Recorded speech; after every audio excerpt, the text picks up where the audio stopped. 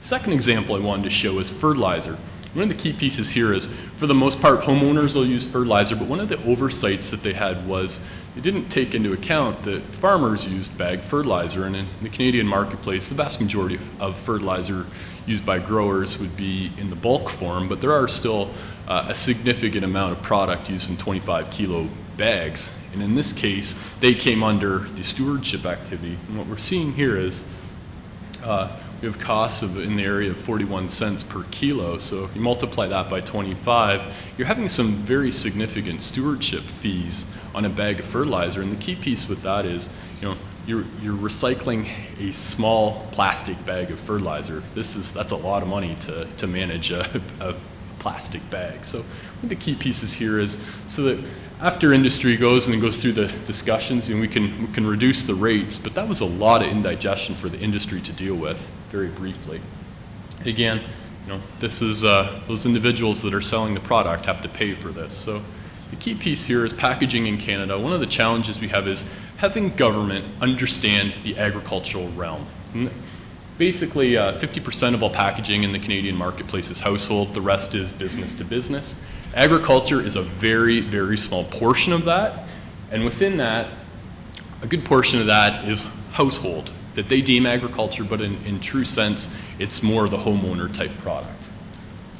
So with that, what we're seeing from a stewardship standpoint is increasing wants and needs from a government standpoint to get into other agricultural waste. And we see this as a great opportunity for CLEANFarms.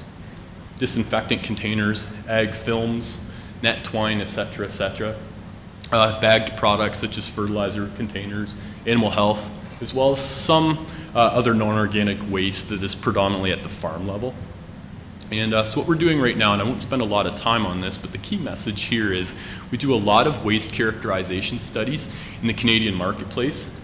And what we're seeing is huge, huge tonnages that are out there that currently aren't being managed. And I'm not going to go through all this, but we're seeing from a pesticide standpoint, when we're managing 3 and 4 million containers, that dwarfs what we're seeing in other ag film. Absolutely dwarfs it. We're seeing grain bags, silage film in the 200 to 400 range. In Saskatchewan, which is the largest agriculture province in the country, we're into huge, huge tonnage of product.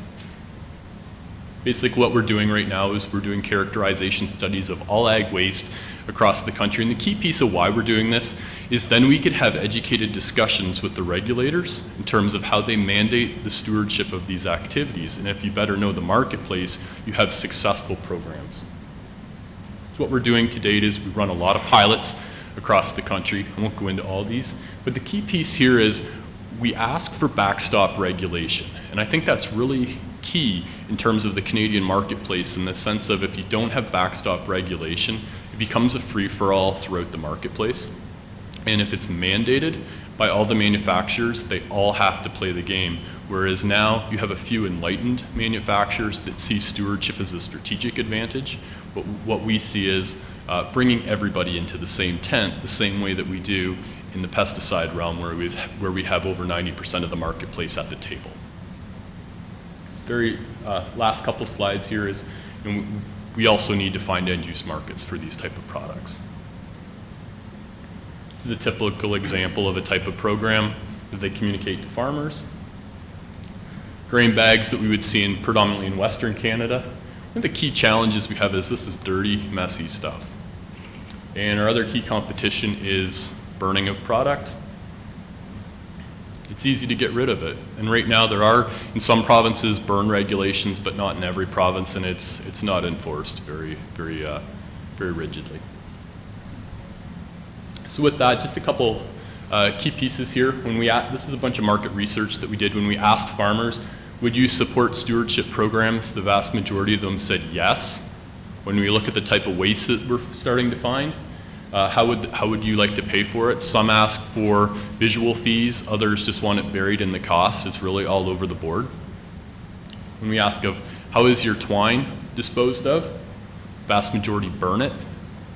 How's your silage wrap disposed of? The vast majority burn it. When we ask them, what do you do with your empty pesticide containers? You recycle them. because there's an existing program out there and it meets their needs. And I think that's the key piece. If you have a program that meets their needs, their willingness to participate is dramatically higher. Just my last slide here, and a couple key messages that I want to impart on everybody here. There's no consistent program across the country. I would love if there is one, but there probably won't be because it's all dictated at the provincial level. If you have a good stewardship program, farmers are willing to participate. And I wouldn't underestimate that. If you have a program that meets their needs, they will participate. And we found that in the various programs that we've run.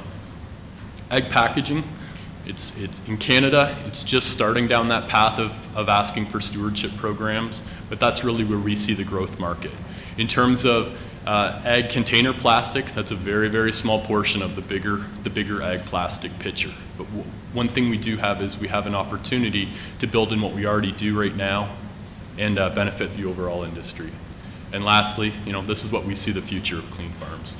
So with that, thank you very much. If anybody has questions or would like more information on this, there's certainly my email, and we'll be taking questions after. So thank you.